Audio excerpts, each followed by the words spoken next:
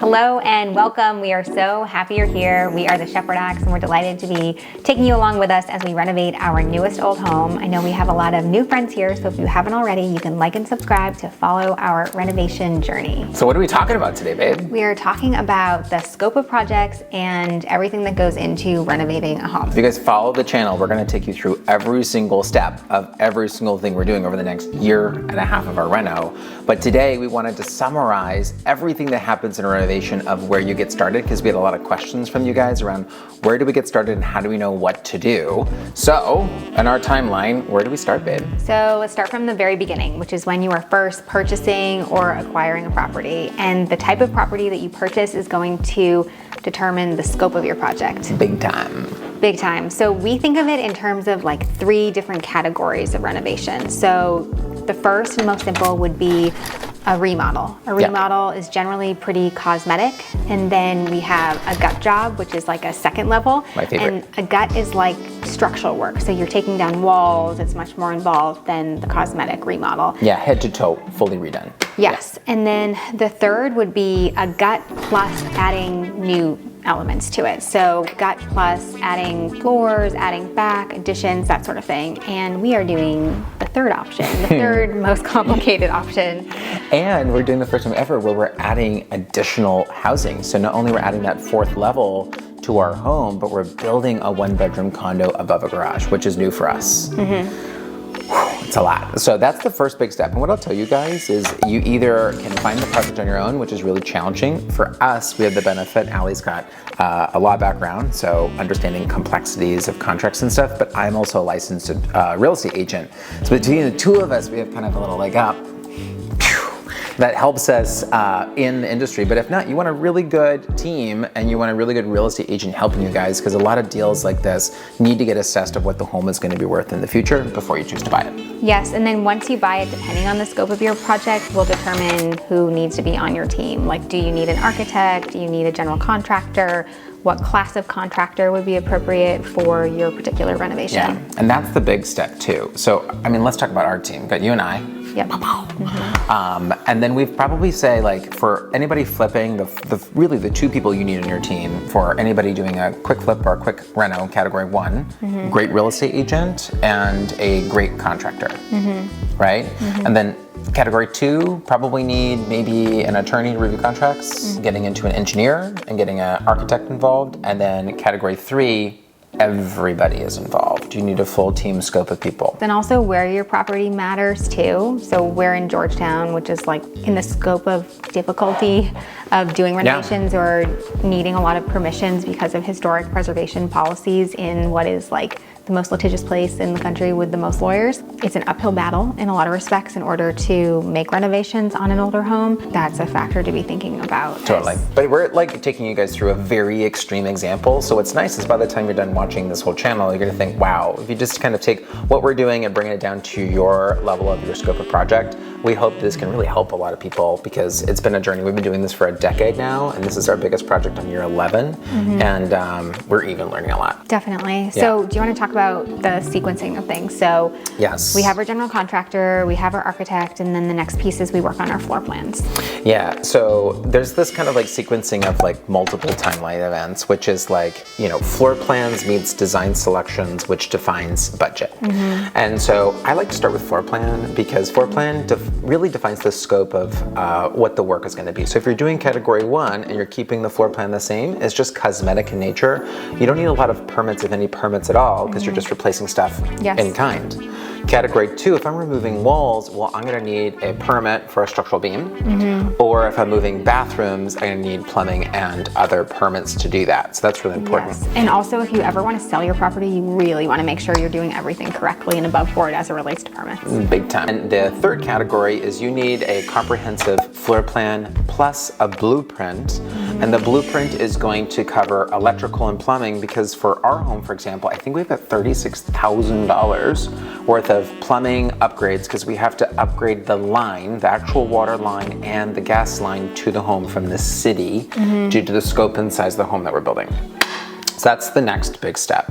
Then after that is selections. I'm going to throw the camera back to you, because selections is where you come in. And selections are not appliances, but kind of all the other things you need for your home. So like lighting, doorknobs, fixtures, faucets, handles, the mantle around the fireplace, things that might look cosmetic, But things they like that. add up. Like for example, Yes.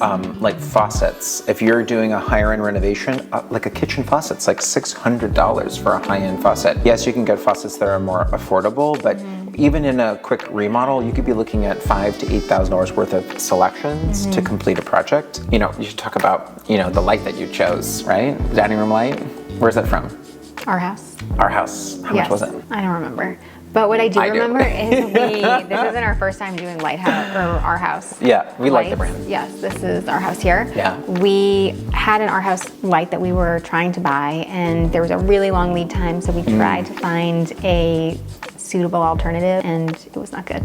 Selections. It's a big Yeah. deal. Fixed budget. And then we get into all of the other categories that we want to define in advance, which would be flooring selections, cabinet selections, appliances. What else am I missing? We have landscaping Landscaping. Oh, and exterior. and exterior. Does the home need exterior upgrades, new roof, siding, and windows? Those are all really expensive things, and if you don't select them in advance, there's no way that you can really create a budget. And so budget really matters, but then also lead times matters, because if yeah. you have delays, things become more expensive. Because if you own a property and you're paying a mortgage on a property on a monthly basis, your project, the longer it takes, the more expensive it is. Yeah, or during COVID, this house, we had a nightmare with flooring, and what happened was we had to like paint and install other things before floors got here.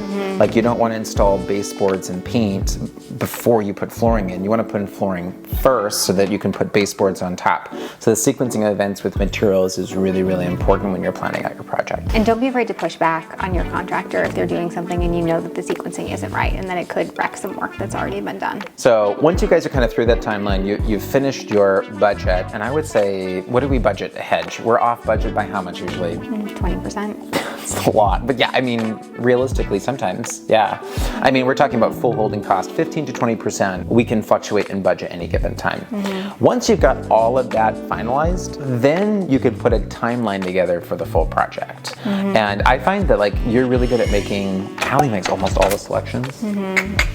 She's really good at finding stuff. I'll give her inspiration, but you, he's like, or I'll pick something and she'll be like, oh, that's really great. Thanks, send that to me. And then she'll find something better. Thanks, babe. Then you can do your timeline. And then your timeline is really important. Now, scope of project's different too. Like our current project, Ryan is really giving us scope of timeline, right? But in other projects, you've kind of highlighted timeline a lot of the time with your design selections and order timelines. Now, in regards to the spectrum of project size, if you guys are doing the first category, which is the quick remodel, your contractor should give you a timeline that's 60 days to 90 days for the most part, no more than 4 months, and then not be behind more than 2 weeks a lot of the time. Category 2 is a bit more complicated because they're pulling permits and dealing with accounting. But even in that category 2, I mean, your contractor's the one bringing the architect, your contractor's like bringing the other facets of the business in. But it's category 3 where timeline is, really dictated by 2 people. Our architect and engineer are going to do drawings and engineering and give us a broad timeline of permits. And then our contractor or GC is going to be the one that once they get the blueprints is going to give us a total build timeline. So I just got this from Ryan the other day where Ryan was saying he thinks he can build the project once we start in between 7 and 8 months. But our structural engineering and architectural, they gave us a timeline of 4 to 6 months just for that process. Kind of a long time, isn't it? It is a long time. Oh my God, super long time. The big thing after that is like once we're in the home. So I find like when we're in this house, you made a lot of changes. Like a lot of changes in regards to like what finishes you were having and what things looked like once you were in the space. Yes, like we thought we wanted sconces on this wall here on either side of the mantle, and then we realized that it just would have looked really odd. Yep. I think on average, like 5 to 6 months in, we start to make some revisions. And I also recommend that sometimes we'll walk the space differently. Like you'll walk it alone, I'll walk it alone, and then we'll walk the space together. And you've got this blink in time, like right when walls are going up, but drywall is not installed, that's your last opportunity to change anything floor plan wise. This is before electrical and plumbing. So once the building is framed, that means floors are installed and the framing of the walls, like the studs are in. Go walk the space, go bring a big red marker, a chalk marker with you, walk the floor plan. We did that in our master bedroom, remember? Yes, with blue tape. With blue tape. And we changed the floor plan because we realized that the bed wasn't really as spacious as we wanted. Your closet, remember your closet? Oh my God, we like doubled the size of her closet, still not big enough.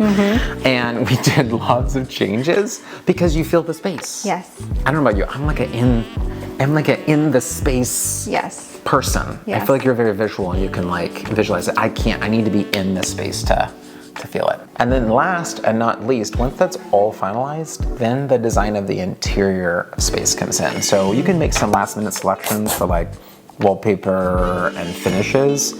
That's where you come in, you're really good at that. Yes, I don't really think of wallpaper as a last minute thing though, because I think that it, like everything else kind of. I do.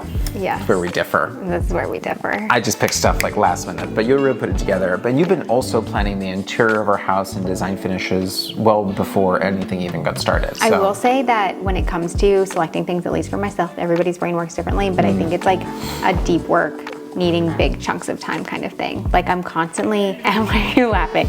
I'm constantly adding ideas to these shared vision boards that we have, or mood boards, whatever you want to call them. But those are very much like hypothetical, theoretical ideas. And when it comes to actually like, this is the specific light that I want, this is how much it costs, this is what the lead time is, this is where it's from, like keeping it all organized in our spreadsheets.